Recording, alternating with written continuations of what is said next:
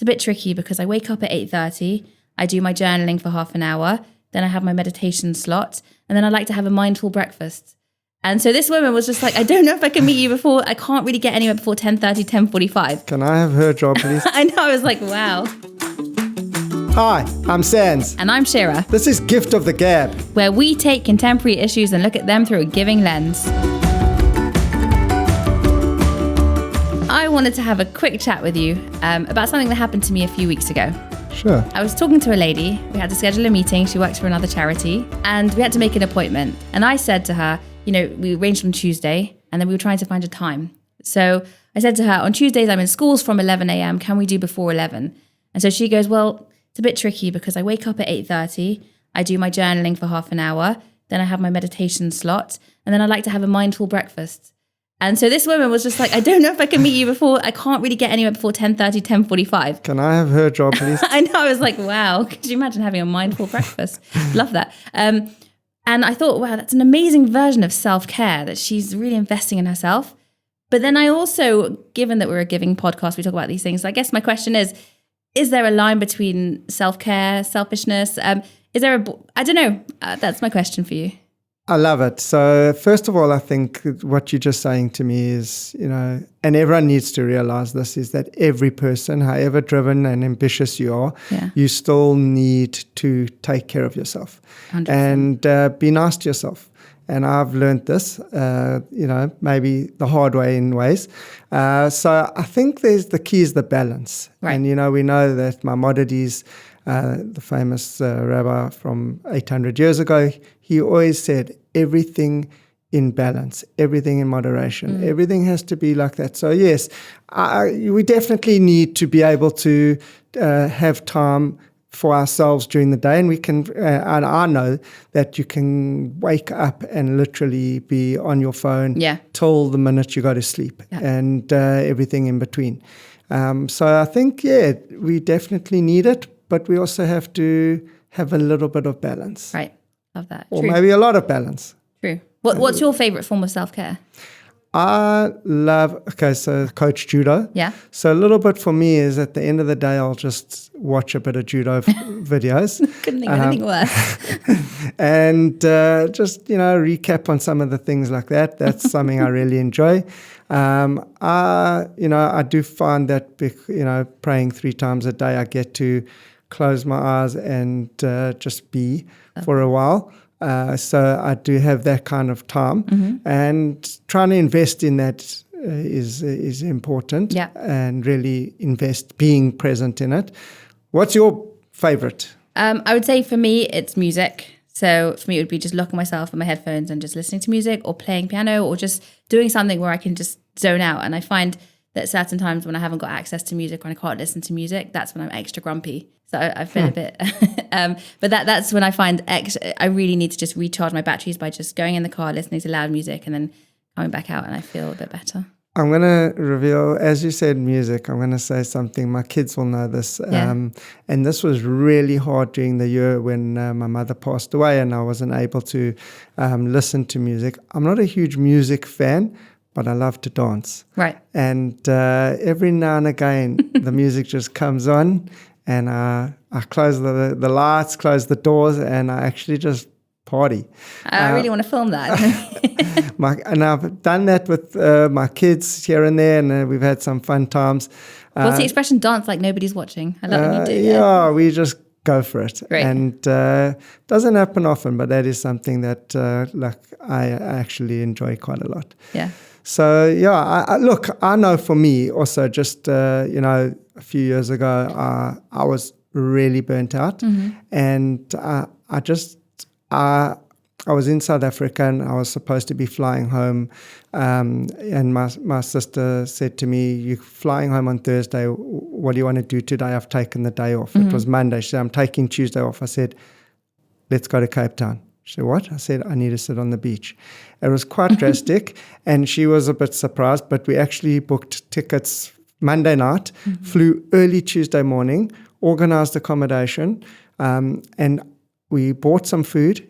We had breakfast, and I literally sat on the beach for about 6 or 7 hours. Love it. And a lot of the time was by myself, and I just kind of breathed and let stuff go, and I knew I needed to just be in this expanse where that I could just see the sea, see the foreverness of it, that feeling. And it was just so powerful. And I literally felt that one day was like a 2-week holiday for me. It's amazing that you can get that from such a short amount of time. Literally 6 hours on the beach. It drizzled. It was so weird. It started out a good day, turned out into a bit of a drizzle, rainy Cape Town day, but it was just brilliant. And we sat on the beach, and then we went straight to the airport. I love that. So that was something very powerful, and you've got to do it. You've got to do it, because if you've got nothing left in the tank, you can't give. Yeah. I just wanted to interrupt to encourage you to subscribe or follow on any of the platforms that you are listening on. It really means a lot to us. So I remember Noah Girls, the organisation, did a training session for our volunteers. Right. Dr. Elizabeth Fagan, excellent. And one of the things the analogy she brought was like a giant urn with like a tap on the side that had a small stream of water constantly going into the urn at the top. But the tap, every time you poured out from the tap, it was getting the urn was getting lower and lower and lower, and the levels were getting lower and lower.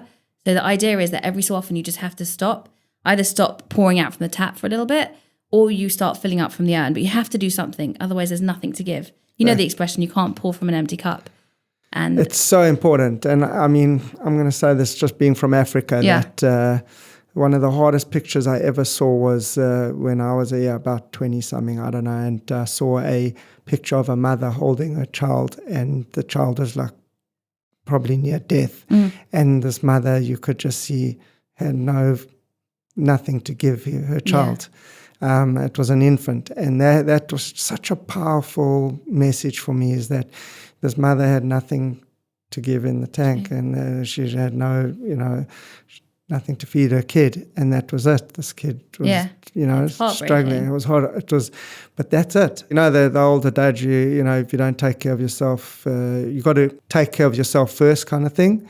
And the airplane. There you go. Got to put the mask on yourself first, and you have to have that oxygen coming in before you can help others. So, and we see that gift a lot. Sometimes volunteers will come, and some people start for the wrong reasons. Maybe they're coming in a difficult time in their lives or whatever. And at that point, that they just need to stop, give to themselves, and then they'll be in the best place to give to others. Yeah. And we all know that one of the most famous verses in the Torah is, you should love your neighbor as you love yourself. And the commentaries always say on that the key thing is first to love yourself, and then you're able to love your neighbor. Because that really is dependent on you loving yourself in order to be able to love your neighbor. Right. And it's so powerful to actually recognize. And we see so many people today, I really believe this, don't have that innate love for themselves. And that's the only way you're going to be able to give love. I know this very deeply from a friend I had that just had a very troubled childhood and very checkered family life. Dysfunctional, and they just, as much as I try to be their friend, they just weren't able to give it to me, friendship, because they just didn't have the loving relationships in their life that they needed to understand what love was, to understand what care was, friendship, kindness. Nothing. They couldn't think of anything. And it was really hard, trying to have that relationship. And I see him today, and this is 30 years later. Yeah. Still struggling with people, still struggling in relationships. It's really sad. Really sad. And I remember a tip that Rabbi Jonathan Dove gave from Project Lily. Oh. They do mental health training for organizations. And one of the things he was talking about is that sometimes when you're so busy and super stressed, which is basically all of us at Gift. Right now. When you're so busy and super stressed, the first things to go are going to be the self-care. Like if you have a walk in the park or whatever it is, the first thing you would normally be doing, the luxuries will be the first things to go because you just haven't got time. Or you'll say, I can't have lunch because I can't go out to eat with my friends because I'm too busy. But he said that those are actually, in those times of stress, the most important things to keep in your schedule. Don't undervalue those things because they keep you sane and help you do everything else you need to do practically. And a few weeks ago, Gift instituted a walk in the park. And as much as people are stressed and feel like, I can't do it right now, and everyone looks at it is so important just to get out there, walk. And we had one of our colleagues was very stressed, really said, I cannot, looked at me and said, there's so much. And I said, come, please come. And literally by the traffic light, chatting, chilled, walked in, and the afternoon was so much more productive just because we had a 15-minute walk around the park. It was so important. And these are the kinds of things that we're trying to really find the balance with, the work-life balance. And it's so important. You have to have the balance. We're working, I think, so much more than 40 years ago, even 30 years ago. We are expected to work constantly, and everyone wants to do well, everyone wants to achieve, everyone wants to do their best. But there is a time to take care of yourself, and you have to have it every day. I just want to say, the other day I was walking, I actually posted it on LinkedIn this week. I was walking in the park because I'm training for Kelly, and this man powered past me. Now, I'm walking fast, and this guy, 70-something years old, cruises past me. And as he's walking past, I said, "Hi, how are you?" He goes, "Hello." I said, "Wow, you're going for it?" He goes, "I walk every day 1 hour." Wow. I said, "Wow." So he goes, "Either walking or rowing." I said, "You know how hard rowing is?" Because I don't know if you know how hard rowing is, but an hour of rowing is like impossible. And I was like, wow, incredible. And he's 7, and he flew past me, and he just kept going. I said, "Have a great day. Thank you." And that taught, like, it's just, you've got to take care of yourself. Yeah. You've got to take care of yourself and be there for yourself, and then you can be there for others. Yeah, very, very true. On that note, I'm going for a walk in the park. You're going now? I think so. Great. I'll see you when you come back. Okay. And until the next time, keep doing good things.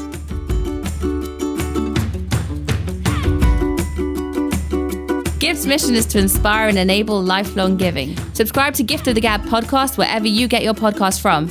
And feel free to drop us a note at podcast@jgift.org if you have any comments or any suggestions of what we should be talking about in future. And of course, check us out on social media @Give Charity for ways to get involved.